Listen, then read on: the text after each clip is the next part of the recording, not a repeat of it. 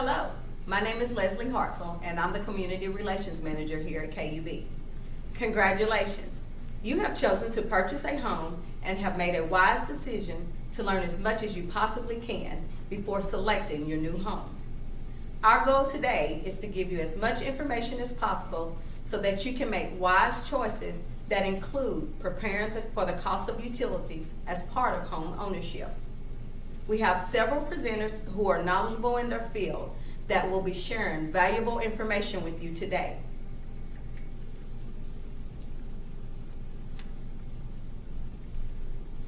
Topics that they will discuss will include the factors that make up the cost of utilities, heating and cooling costs in relationship to outside temperatures, water and wastewater costs and how the two are related, available payment options including our balanced payment plan, reviewing utility costs of previously owned homes, and of course, we will share some valuable energy conservation tips along the way. Our first presenter is Sherry Johnson, Manager of Rates and Analytical Services.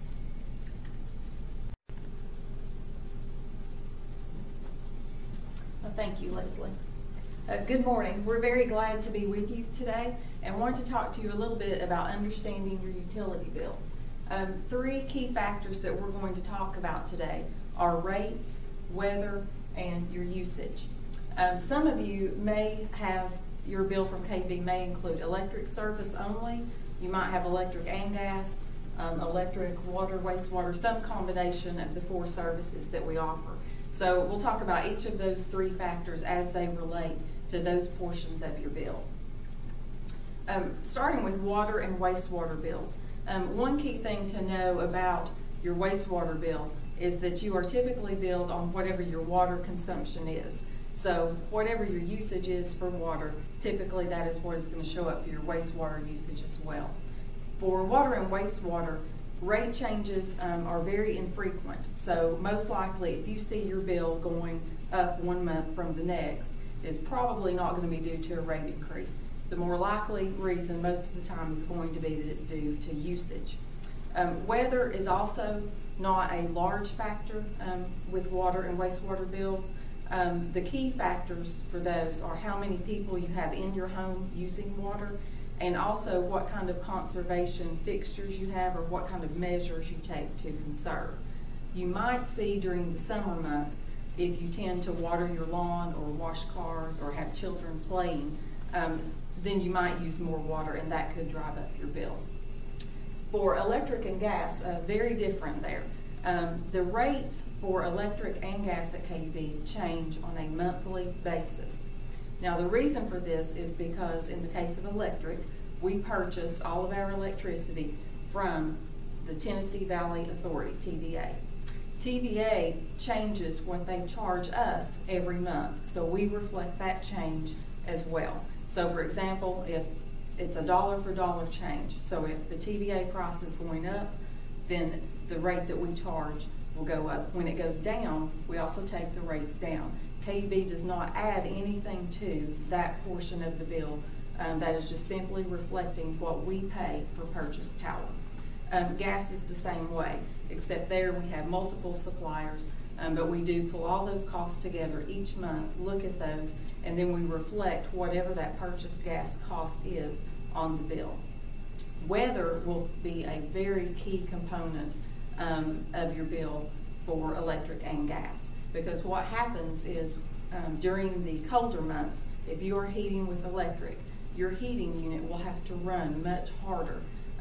If it's 70 degrees outside and your unit is set to 70 degrees, it's not going to have to run very much. But when it drops to temperatures of 30 or below, then that unit has to run a lot harder to get your house back up to the temperature that you have set. And a little bit later, we're going to have Dennis Bernard talk to you about things that you can do to help conserve. But certainly, weather is a key impact. It's winter as well as summer in the case of electric, because cooling your house is a very large cost component. Usage can also depend on how you set your household use, what you set your thermostat to, as well as how many appliances you have, and what things that you do to conserve to make your home more energy efficient. All of those factors come into play. So at this time, I'm going to ask Dennis Bernard to come up, and he's going to give you some very good examples of things you can do to conserve on your utility bill.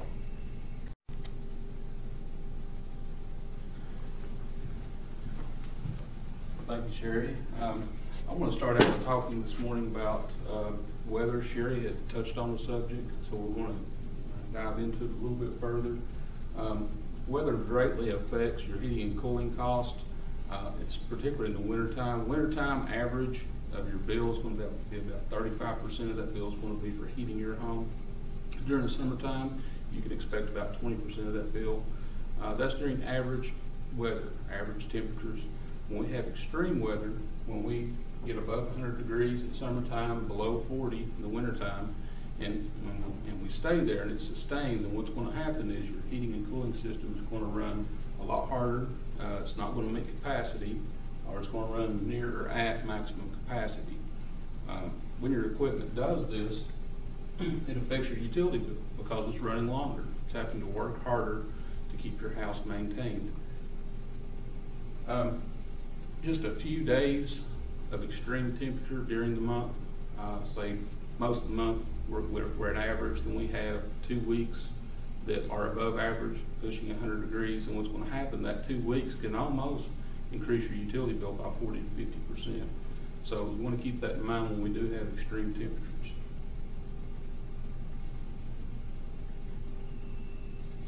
Ways you can save on your utilities during the wintertime: set the thermostat between 65 and 68. I know this is a challenge for some people that are used to 70 or 72 degree temperatures during the wintertime. Way to acclimate yourself is to drop the temperature a couple of degrees at a time. Do that for a couple of weeks. Get your body time to get used to that, and before long you will be at 65 to 68 degrees. If you have a gas furnace, you can set that back at night, 5 to 10 degrees, and just throw extra blankets on the bed. Because the gas furnace is a fast recovery, so when you get up, you can turn the temperature back up and it'll warm the house up rapidly. If you have a heat pump system, what you want to keep in mind with a heat pump is they have auxiliary heat or second stage heat, which helps it recover if the thermostat is moved up more than 3 degrees. So be cautious when turning down or up a heat pump to avoid turning on the electric heat strips.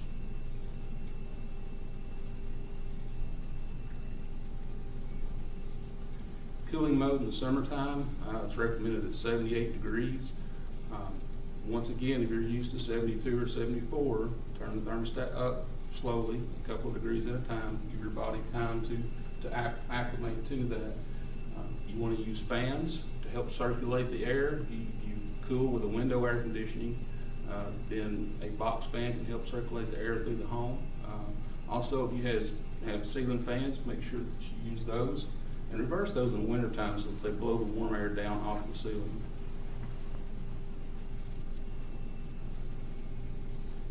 Every degree that you change the temperature, for instance, if you're shooting for 78 and you're used to 74, 75 in the cooling mode, it's going to impact your bill by about 1%. So you want to make every effort to raise it during the summertime and lower it during the wintertime. All heating and cooling equipment must be maintained to operate efficiently. We recommend having those inspected at least twice a year.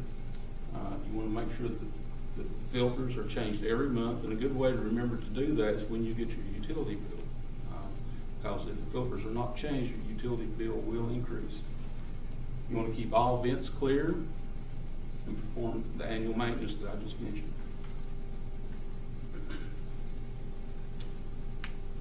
I'm going to talk to you a little bit now about water and wastewater. As Sherry mentioned, your wastewater is billed from your water charges. What we do is we read the water meter, and whatever water goes into the house, we assume that that amount of wastewater is coming out of the house, so that's what you're billed on. The less water you use, the less wastewater and water charges are going to be on your bill. Wastewater rates are very much higher than water rates, and that's due to it basically costs more to treat and clean and operate the wastewater system than it does the water system. Also, it's highly regulated, and the cost of the wastewater is a reflection of those regulations and the cost of treating it.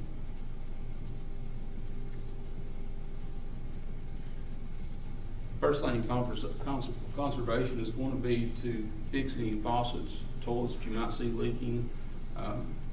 A faucet dripping at 1 drop per second is going to use about 2,700 gallons of water per year, which you're paying for.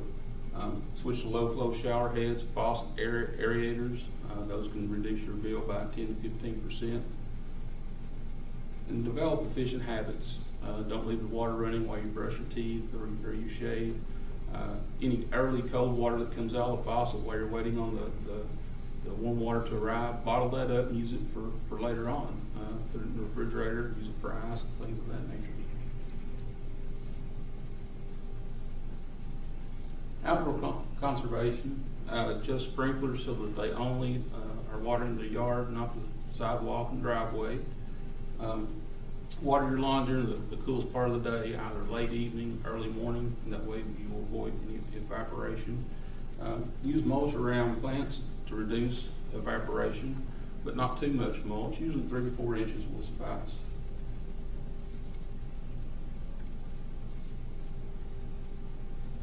When you mow, raise the blade on the mower to 3 to 4 inches high.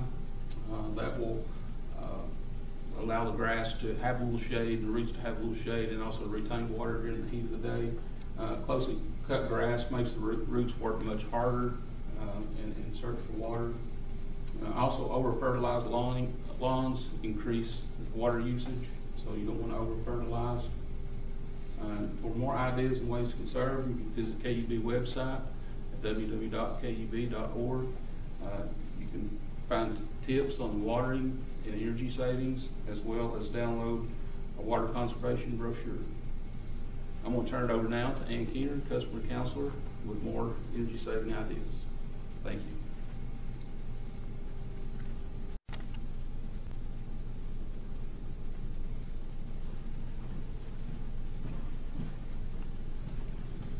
Thank you, Dennis.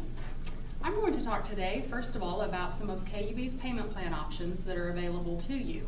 One thing to keep in mind is that you might be using some other utility companies for some of your other services, so you might want to contact them as well to find out if their payment options would be available and how they compare to ours. But I will review some of KUB's payment options today to give you an idea of some of our options that are available to you.